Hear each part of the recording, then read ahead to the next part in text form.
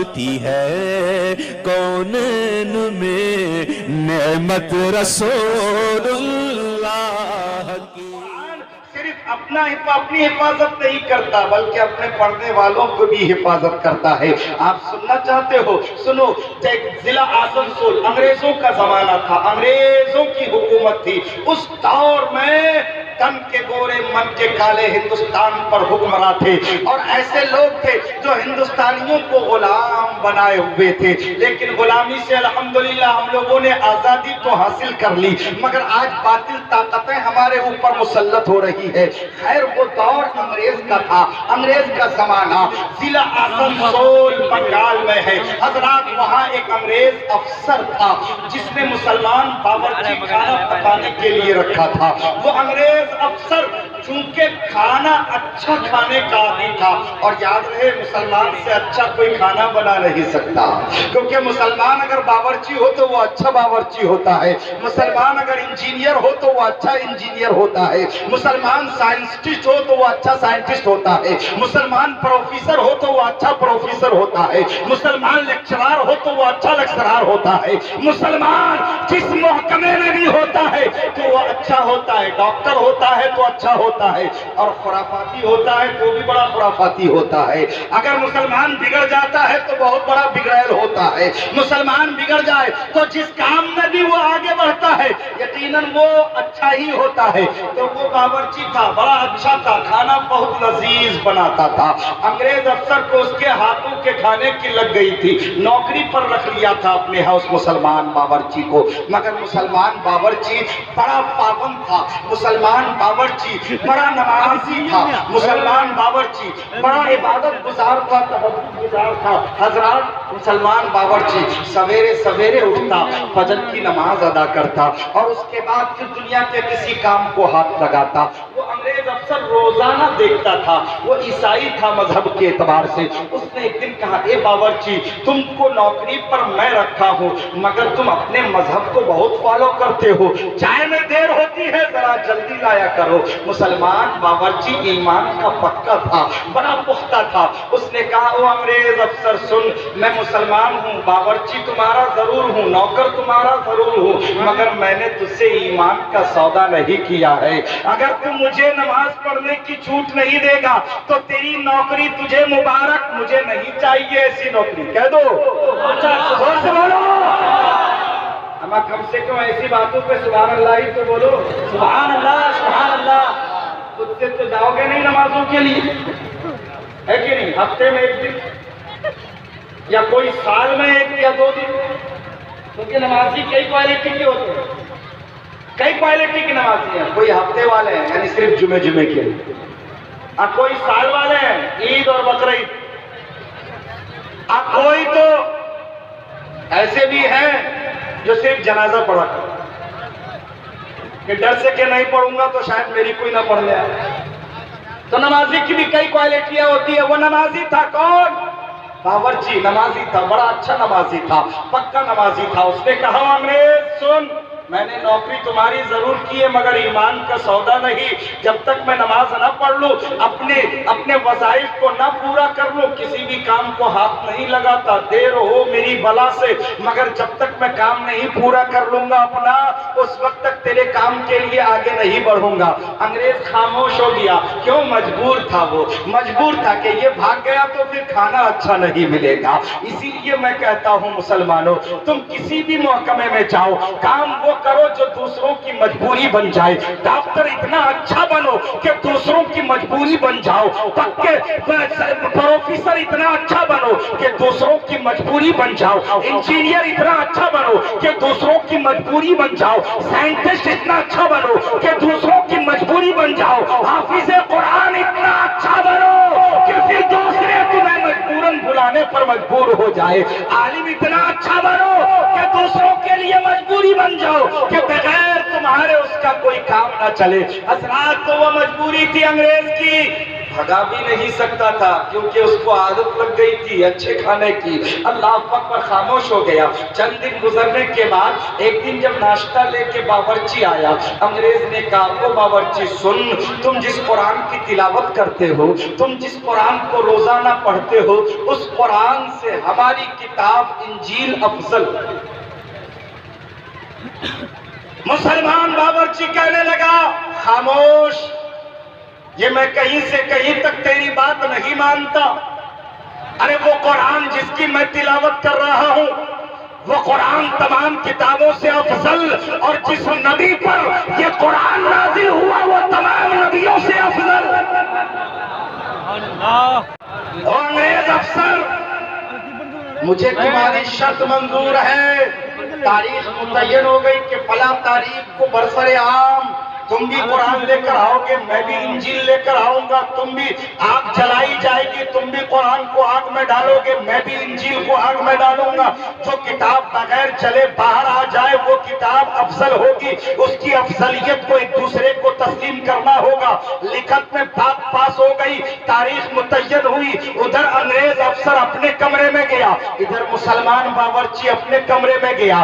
یہ انگریز تن کے گورے من کے کالے، بڑی چالاکی سے کام کرتے ہیں۔ وہ یہ سوچ سوچ کر بڑا خوش ہو رہا تھا، یہ غریب باورچی ہے، اس کے پاس کہاں سے کچھ آئے گا؟ قرآن جو کتاب ہے، قرآن جو کاغذوں میں ہے، وہ تو آسانی کے ساتھ آگ میں جل جائے گی، مگر میرے پاس جو انجیل ہے وہ بھی کاغذ میں ہے، مگر میرے پاس ایک کیمیکل ایسا ہے کہ اگر میں اس کے ورق میں لگا دوں تو اس پر آگ کا اثر نہیں ہوگا، آگ اسے جلا نہ سکے گی۔ انگریز افسر دل ہی دل میں خوش ہو رہا تھا، اپنے کمرے کے اندر گیا، انجیل نکالی، وہ کیمیکل نکالا، اور ہر ورق میں وہ کیمیکل لگا لگا کر پوری کتاب کو تیار کر لیا۔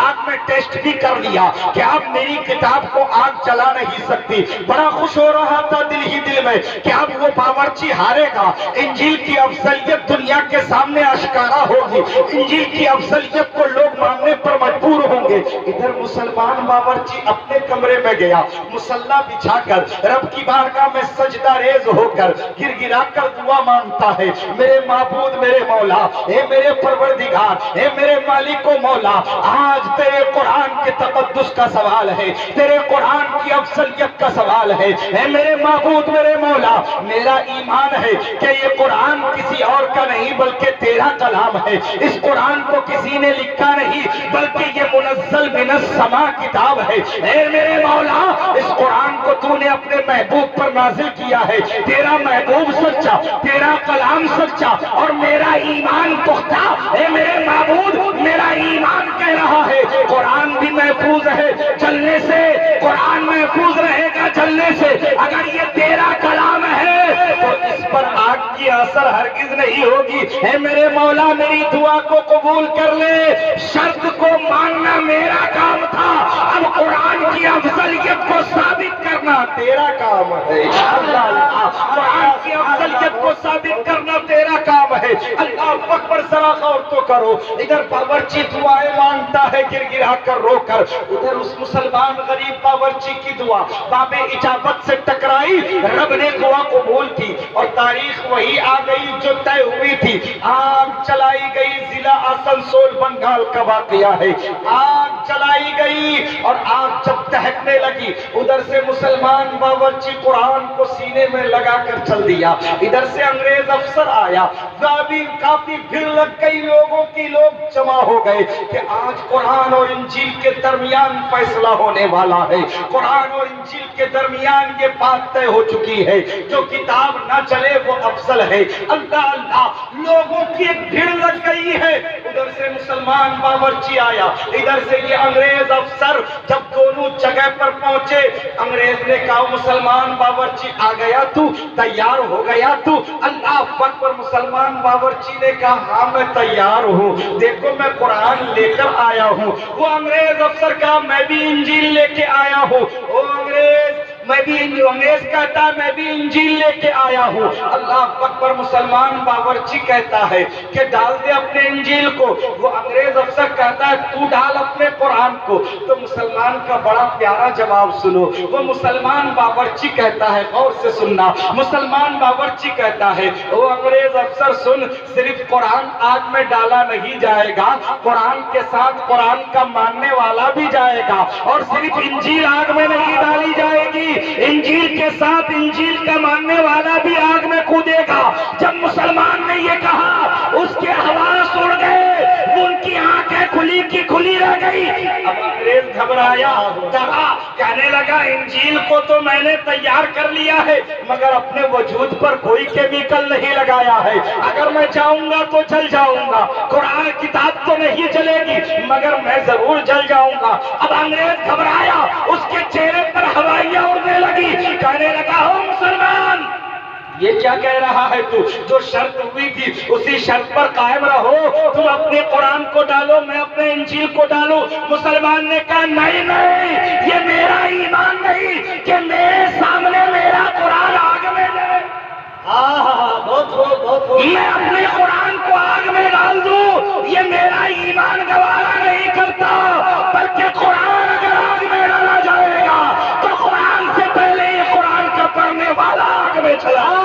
سبحان اللہ سبحان اللہ، بہت حضرات دنیا دیکھ رہی تھی، لوگ بھیڑ لگائے ہوئے تھے، وہ مسلمان باورچی قرآن کو سینے میں لے کر اس تہتی ہوئی آگ میں چھلانگ لگا دیتا ہے. دنیا کی نظریں پھٹی کی پھٹی رہ گئی، آگ جلتی رہی مگر مسلمان کا ایک بال بھی نہ چلا سکی، نہ قرآن چلا، نہ قرآن کا ماننے والا پڑھنے والا چلا.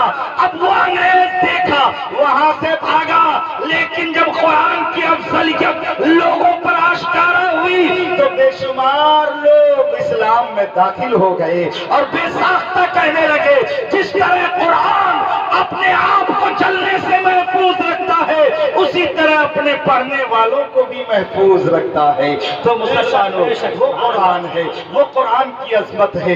یہ حافظ قرآن آپ کے سامنے بیٹھے ہیں جو آپ کو دارالعلوم غریب نواز سے ملا ہے. یہ وہ حفاظ ہے جنہوں نے اس قرآن کو اپنے سینوں میں محفوظ کر لیا ہے. اب اس کے پاس قرآن کا علم ہے، ان کو یہ بھی معلوم ہے کہ قرآن میں کیا کیا بیان ہے. قرآن نے ماں باپ کے ادب و احترام کا درس دیا ہے. قرآن نے اعلان کیا وبالوالدین احسانا کہ والدین کے ساتھ حسن سلوک کرو، اچھا برتاؤ کرو. اب یہ بچے ہیں جنہوں نے قرآن کی اس آیت کو پڑھی ہے، اس کا ترجمہ اگر سمجھ لیا ہے تو کبھی زندگی میں ان بچوں سے ماں باپ کی گستاخی نہیں ہوگی، کبھی ماں باپ کے سامنے یہ اپنی زبان کھولنے کی جرات نہ کریں گے، کبھی ماں باپ سے بدتمیزی سے نہیں بولیں گے، کبھی ماں باپ کو جھڑکیں گے نہیں. کیوں؟ جس قرآن کو انہوں نے اپنے سینے میں بسایا ہے اسی قرآن کا یہ حکم ہے، اور قرآن کا حکم فرض کا درجہ رکھتا ہے. قرآن نے اعلان کر دیا افتیوں ولا تنہرہما کہ اپنے والدین کو اف تک نہ کہو، نہ اس کو جھڑکو.